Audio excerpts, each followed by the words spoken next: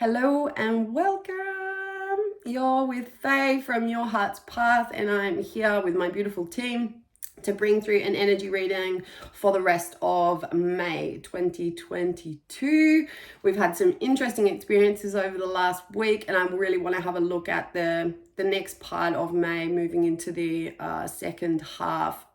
Today we're going to have a look at some of the themes in which are going to be presented, and that we are traveling collectively, so that basically you may be empowered with the information, I guess, to have this awareness on the elements and the topics that come through so that you can work with them. Sometimes it's nice to have little elements of surprise. Spirit keep the bits that are meant to be that way off to the side, and they share the bits that they really feel are valuable, so as that you can be a part of this co-creation of your life, your reality, with the insight into what we may be journeying through, so that you can apply these elements, the practical tips and tools that they bring through, to really sail through this with as much ease and grace as possible. The themes for the rest of May, there was a few of them, so we're going to brush through them nice and gently. I'm going to take my time with you today, and we're going to start with this element of the voice. The voice is something that moving through this retrograde period, we can sort of start to feel like we are choking on our words a little bit, or tongue twisting. And the invitation here with the voice is to actually begin to listen to what is coming out of your mouth. So I know that in the spiritual path, we have a lot of insight into having a look at the way in which our mind operates. And a lot of this is the elements of doing this in silence. So you might start tracking what it is that you're thinking, how you're responding with internally inside of your mind, so that you can start to almost auto-correct, because we know that our thoughts then affect our emotions, which then affect or create our reality. So we do have this awareness around the mental mind, and when it starts to speed up or it's not in the present moment, and this is a constant and continuous practice. But what I would love to bring some attention to, or some awareness to, is the integrity around your voice, or the sound in which you are making physically. So the chatter that goes on in here, how is that processed and then delivered out through your mouth? So listening to your own voice, the invitation here, even like in the space where you would go to journal, you're kind of dialoguing on paper, physically, what it is that you're thinking. You're going through the motions. It's a really nice way to kind of let it all out and have some clarity. Sometimes it's a release process. Sometimes it's actually like, what is going on in here? I just want to kind of let it all go.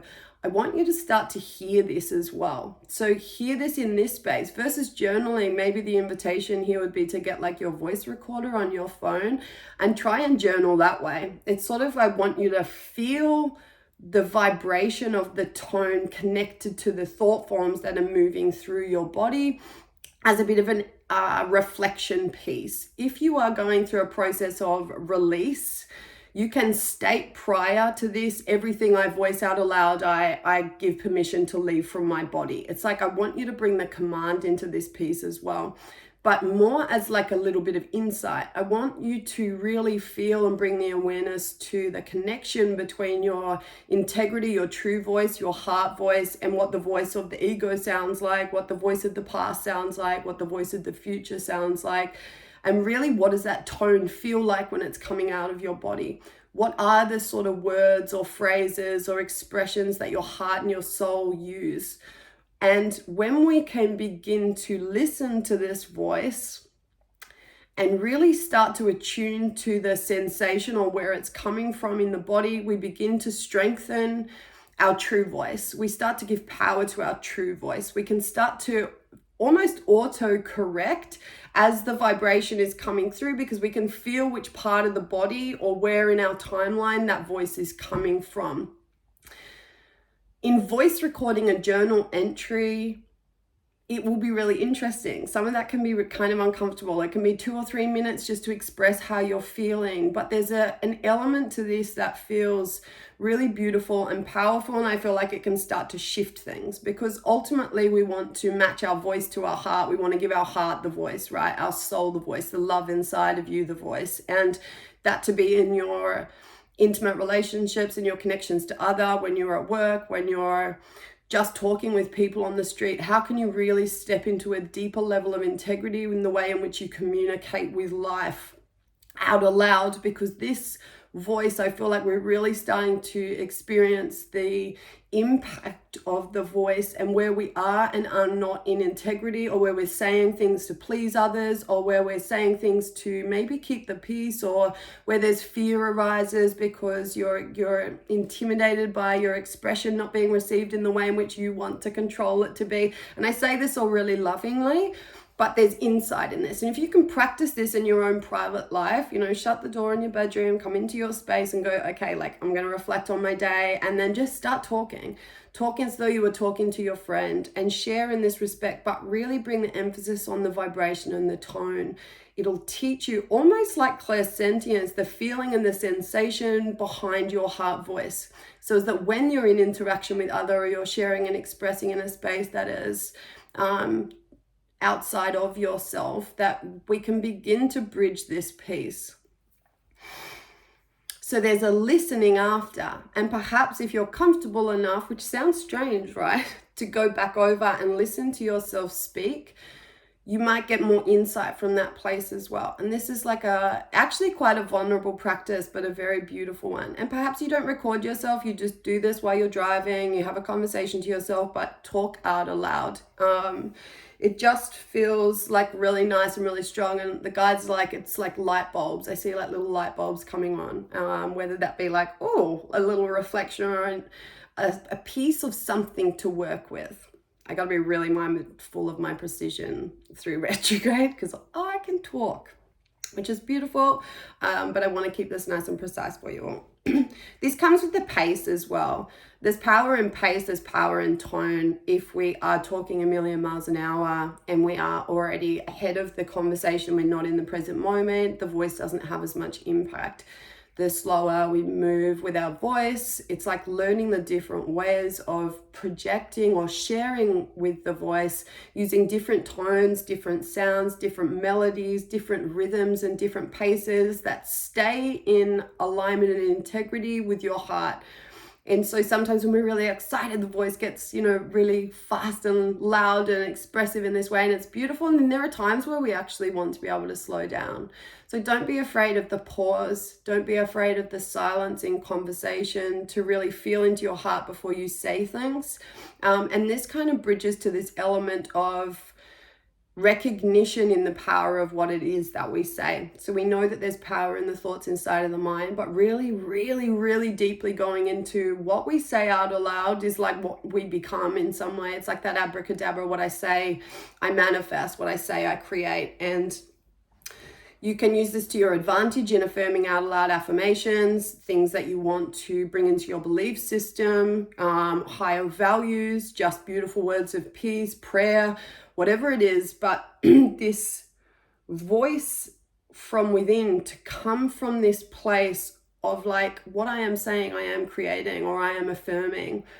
Your voice has so much power. You really can emphasize this piece of command, and command not being something that is really aggressive. It's just you and your power. When you're connected to your heart, you're commanding from a place of love, if that makes sense. So something I say to myself a lot is like, I surrender my ego to my higher self's will in every way. Mighty I am, take command. Creator, please connect me to my enlightened heart. There's statements of command that I feel shift my energy, and thus my being responds. Voice. It's really quite cool. Anything else around that, please?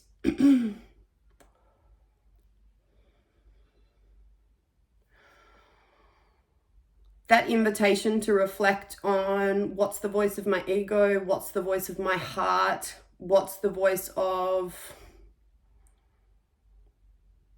what's my voice of love, what's my voice of fear, what's my higher voice, what's my lower voice, what's my encouraging voice, what's my unencouraging voice. It's we all have these. There's almost like this duality, this split personality piece that kind of brings in that Gemini theme, which we'll be moving into way towards the end of the month.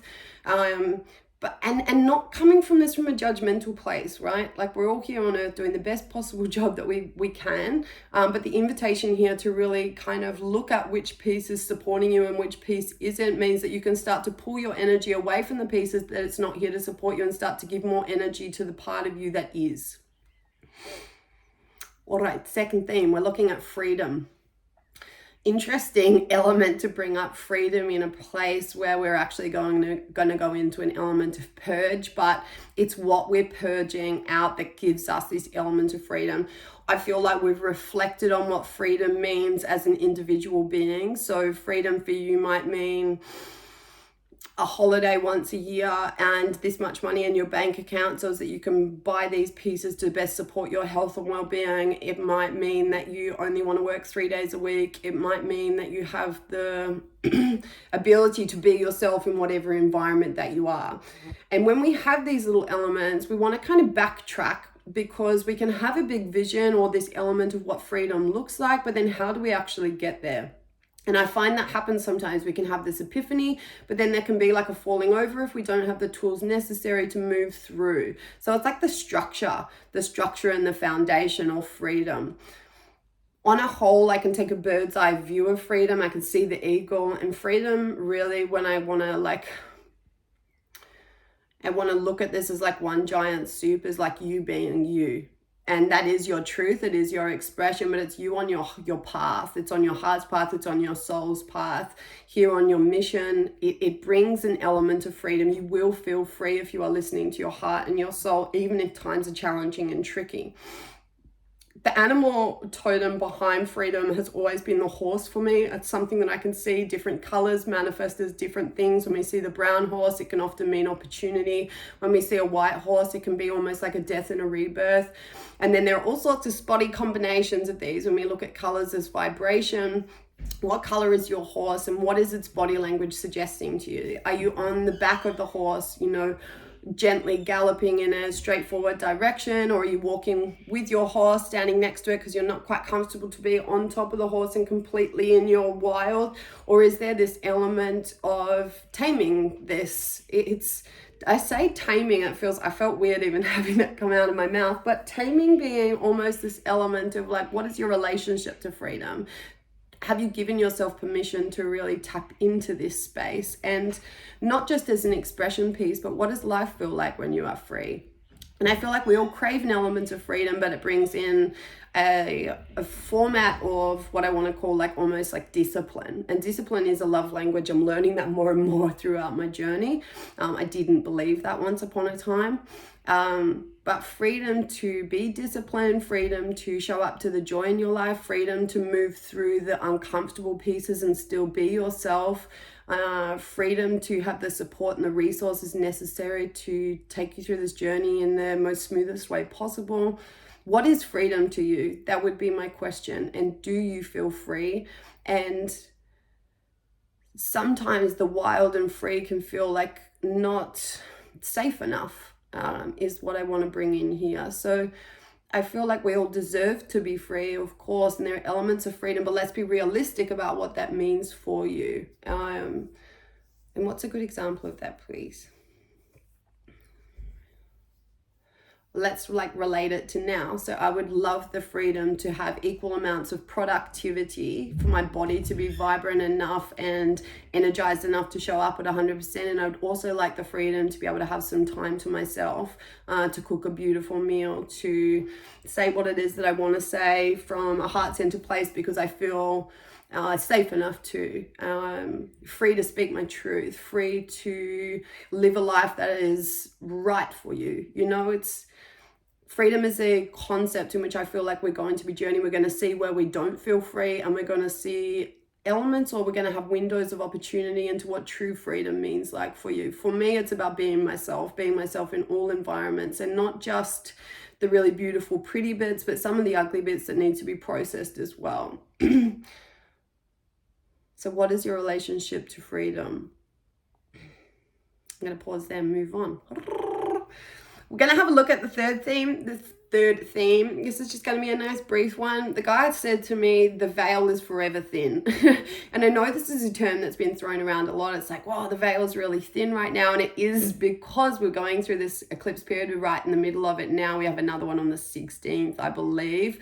The veil feels really thin. What does that even mean? And I don't really feel like this gets readjusted after this point. It's going to emphasize and bring to light a lot of like paranormal activity, your connection and closeness to spirit, your ancestors, the beings that you're working with. Energy in itself is going to be much more transparent. And I don't feel like the veil, I feel like in truth, the veil kind of is always thin, but there's an expansion of your energy that allows for the thinness of this veil because you're moving deeper into it. Therefore, what's through that or on the other side of the veil becomes available to you. I feel like as a collective, the veil has been thinned out enough that most people have an opportunity right now to begin. I don't want to say begin because it's already happening, but there's an element of speaking, communicating, tuning in with spirit more readily, more freely, more easefully. The veil feels like forever thin. I don't know that we're going back to a place where that's going to become, it's like it's out of our awareness. We know it's in our awareness as a collective now. So what does that mean? The invitation with the veil piece here was to really check in on energetic hygiene. Energetic hygiene, really, I want to bring this into groundedness. And if you are in your body and you are grounded, you are protected. What are you protecting yourself from? But there's also this element of what's the invitation here for you? The invitation as far as, are you having visitations? Are you feeling and sensing things in your body, but you don't quite know how to read this energy? Are you having visitors come to your house? Do you sense and feel things that you didn't feel before? What does that actually mean for you? And the meaning is something that puts value behind this connection. But we also want to make sure that what we're connecting with, who we're connecting with, and where we're receiving that advice energetically is coming from a loving place. So something I teach in intuitive development is to really ask, are you of the light? Is this information or essence of the light being love, the love being your, it's a consciousness. It must respond and tell you the truth. It's universal law. So you ask this 3 times. Are you of the light? Are you of the light? Are you of the light? If you get 3 yeses, it's okay to communicate that energy. That's what I teach. If you're unsure, leave it. If it's a no, then it's like, okay, disconnect me from that energy, please. Because as these things can become kind of exciting when we're having visitors or we're having these experiences where more insight or information or energy is coming through because it's more easily able to get through the veil, it can also trigger like a bit of a fear response. So we want you calm and collected in your body and being. I'd rather you practice the essence of sitting with that, knowing and feeling this energy versus trying to figure it all out right now or have a complete translation and sort of more working with your body. Am I present? Am I grounded in my system? Okay, now that I am, can I connect to my heart and stay in a space of love? It's protection and hygiene tools are skills in which I feel like we are almost nudged to develop depending on how expanded your energy is into these other dimensions. And it's going to feel necessary for the next period to probably ask for elements of protection from your guides so as that we don't have less than love interferences in our field. We really want to stay as balanced as possible during this time, especially when we've gone from a slower pace and it starts to pick up towards the end of May. It's picking up with this communication piece. The mind is going a little faster. Ideas and emotions are going to be heightened in a sense that there is an invitation to really let some of this go. And the pace does start to accelerate. So as that we can be on board with this, but we can do what's necessary to stay centered and present and you being the creator of your reality. So the veil feels like it's forever thin. Where is it that you need more tools and skills in order to bring protection into your reality so as that you can stay connected to your body, grounded in your system, to begin interpreting this language that is available to you. I say language, but energy. So as that the language of it, you can begin to learn more and more about, to trust, to respond to it. But let's do this from a space of love, as in let that in. We want to place protection so as that the energy or those whom we do communicate with are coming from a place that has your highest good in the forefront, really. That is information that's here to guide you through your path from a loving space. And all that's just invitation to work with our strengths and our weaknesses being invitation for strength in that space as well. So I do feel like there can be elements of fear that come up in this space, and that's the core of where I'd work with, versus fast tracking to try and translate what all of this means, work with the emotion that's coming up in the body first to really work from this, again, from a heart-centered place. Moving into the next piece around the emotions, we're going to have memories coming up. This happens in Mercury retrograde. It's almost inevitable. Memories can come up in dream space at the moment. That's feeling pretty like kooky and a little bit weird. It can actually, dreams being so intense that there is an emotional response or reaction in the body the following day. Please give yourself time to process this. Maybe not through the mind. Use this to speak it out aloud, or to bring in a practice that really shakes this emotion off, the heaviness. This can be through toning, and sound feels like the most powerful way through at the moment. But some of this can just be like sound that you're listening to, whether that be music and shaking, whether it be sharing your thoughts and your feelings, things that haven't been communicated that need to be. There's going to be an invitation to finish some of this off. So when these memories arise, I wrote it, emotions are high as memories arise, opportunities for mastery to change the inner beliefs. So when we have a memory arise and we have the emotional reaction or response, we can have a look at what it is that we believed, what it is that we created in that experience in the first place that allowed for that to become a part of our experience, and all of this for learning and growth. So through this emotional release, there's going to be a reset of the belief system. It's a lovely place to reflect on what you value in regards to communication, in regards to truth, in regards to permission with expressing your emotions, where there is safety for you and unsafety for you. Interesting, we've used a few of the similar words, like themes around safety, around protection, around expression, around truth, around authenticity. I feel like a lot of this is really, you can begin to really feel the soup of energy in which we're going to be moving through. But this is really beautiful. Honestly, this is lush, and I'm trying to approach this myself at the moment. When I come into like a big emotional experience and it's come from the past and it's moving up and out through my body, I'm feeling it as like an ache or a pain in my system first, and then the emotion kind of arises from that. My body goes, are you ready to move this? So with presence, consciousness, and awareness, let's shift this, because if left unattended, it's going to get really, really loud, and it's kind of, it feels unconscious until it becomes so conscious that we have to do something about it. So if we go into this really gently, really easefully with like, okay, I can do this, I'm strong enough, because you are strong enough to move and shake this. Perhaps that means you need support, but you can move through the shedding of these memories in order to reevaluate your belief system to align with your morals and your values, basically. So what is it that you value around emotional expression? What is it that you value in regards to communication? And where is your invitation to become a deeper embodiment of that? Delicious. I do see the camels here, and the humps are pretty full. So I feel like emotional sustenance is actually, we're not drained here. I don't feel like there is energy going to back you to move through this process. And it feels timely. There was an element of lineage coming up here. I feel like this is going to be a theme I want to travel more through in June. But I do want to highlight this almost like curiosity. I feel like there's going to be downloads around lineage. Where did I come from? My family tree is the picture they're showing me.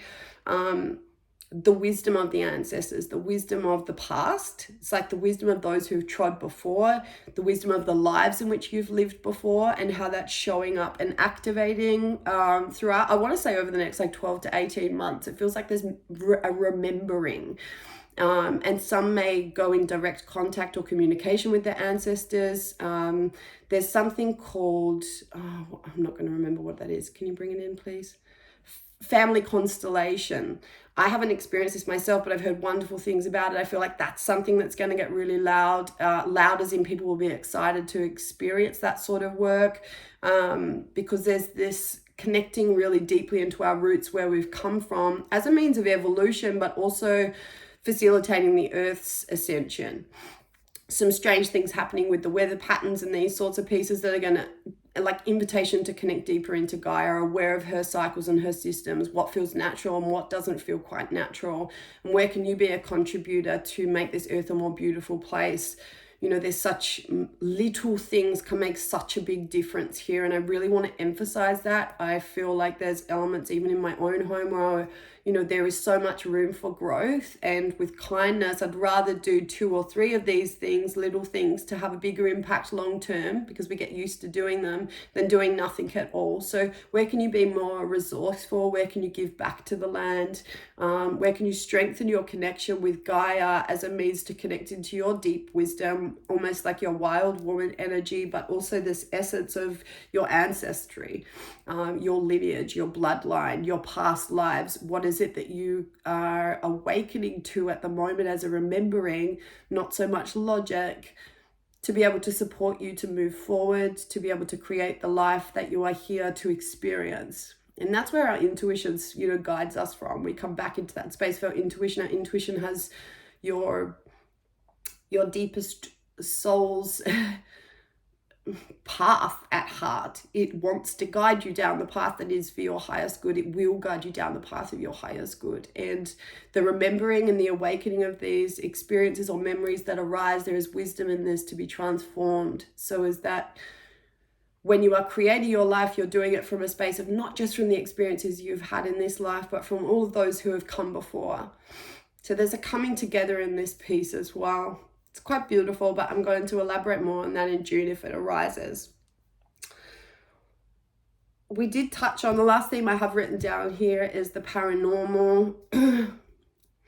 I want to connect this to sleep space because I feel like the dream space feels pretty intense and has done for the last month or so, but I think it's going to become even more so. If you're not already working with your dream space, the invitation is to do so. There is so much that can happen when we are sleeping and we're not sleeping. The soul could travel in that space. It can heal. It can contribute to the earth. You know, there are people, I see them at nighttime, you know, working on the grids below. There's soul retrieval. There is just like deep rest, but also there is work that can be done in that space. That means that you have less of that to do in your waking life. So bringing in like a dream command, calling in protection for your physical body so that your soul feels safe enough to travel would be like, I would call in Archangel Michael. I ask him to place like a golden dome of protection around my body. Maybe for you, it's like sleeping with rosemary next to your bed, or putting a special stone under your pillow with the essence or the intention of protection. And from that space is to use your voice, your command, to only travel to the divine etheric realms. And when I say the divine etheric realms, we have lots of different dimensions beyond the veil. And if your soul is traveling and it's still ending up in places that feel dark and a little bit dismal, where sleep paralysis and confusion sort of arises, and it's quite dim and not very comfortable in that place, then I want you to start to use your voice to command to a space of healing. You can ask to go to these divine etheric realms before you sleep, and you will be taken there. Sometimes there's no memory of this in the beginning because it can be a lot for them to process, but you might just have memories of experiences, or wake up feeling more deeply rested, or you've realized that you've sort of overcome obstacles without needing to do all of it through your physical reality. You can request to release things, you can request for deep rest, you can request to wake up feeling in a specific way with clarity, energized, excited. You have an invitation here, if you're not already, to really work with this space. I mean, we sleep for like a third of our life, right? And in saying that, if your bedding and your pillows, your mattress and all these other pieces, for some reason they're just bringing that in, and it might just be for a handful of you, please change this up if it's not resonating with you. If you're laying down, you're feeling uncomfortable, your sheets feel yucky on your skin, it's time to change. Your sleep period, your process, it almost reminds me of like the Egyptians, you know, into the afterlife. How do you want your sleep space to be as a reflection of the deep love you have for your body and your being? I'm saying this and I'm looking at a couple of my pillows because I'm in my room and I'm like, right, time to replace you. Thank you. Because there's elements here where I feel like this needs to be something that is sacred. Sleep is sacred, but you also have an opportunity to participate in this. Is there anything else we want to bring through for May?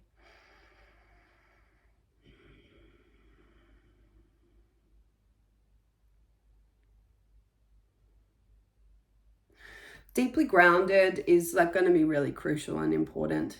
It always is when we go through Gemini season. I'm a Gemini sun, so I get this piece. Its air is beautiful, but it really does need the earth element. So, you know, grounding is something we can approach from so many different angles.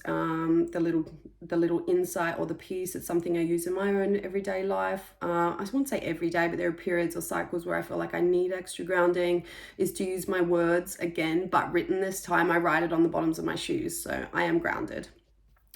It's like anchor, and put your intention in there. If you need to sit your shoes on your altar or something for the night, go for it. It's something that I frequently do because I manifest with shoes a lot. Anything else? And I feel just like tones. Watch what music gets you in your body and which sort of takes you out. Sound and communication, sure, voice-wise is like online, but also sounds that we are sensitive to. What sounds bring you deep into your body? Are they deep sounds? Are they deep bassy sounds? Is it the sounds of the ocean? What is the sound that feels like grounded for you, and how can you bring that into your life in a sense where for the next sort of, I'd say 4 to 6 weeks, this is really going to need to be strengthened. When we're grounded in the body, we're protected. When we're protected, we can, you know, move in through and around our body and hear it with clarity. All right. It's lovely to see you. I do apologize about my schnozzly, well, I'm not sorry, but my schnozzly nose. I know my voice might sound a little different today because I have been a little bit congested. My body forced me to slow down, but I really do hope that this finds you well. I will be on point for June as I am home, been away with my family. So I will be home to get the June reading up for you right at the beginning of the month. If you would like to book a reading with me, the best place is through my website. All those details are below. You can book directly through my system there, or contact me over on Instagram if there's not a space available for you. I know some of those in Europe, it can be harder to find a time, so just message me. I'm happy to be a bit more flexible and change things around in my calendar, and we can book it that way.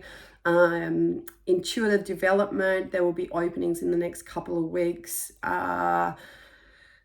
And I will post some more of that on my Instagram. So that's where you will see me more active. If you want to see any more content or any more bits and pieces, please come there, or just come and introduce yourself. Let me know how this is resonating with you, whether you're finding this helpful, what you want more of. Yeah, bring it on. But sending you heaps and heaps of love. A beautiful Mercury retrograde. Dismiss the negative parts of this. It's not something that needs to bog you down. It can really be a beautiful opportunity for growth, and we might not see it immediately, but it's a great time to tidy up, get rid of old shit, and move forward. I want to say more empowered. The solar plexus chakra has an opportunity for evolution and expansion in this space. So becoming more of you. And this is a beautiful thing. I love you all very much. Thank you for tuning in, and I will see you next month. Bye.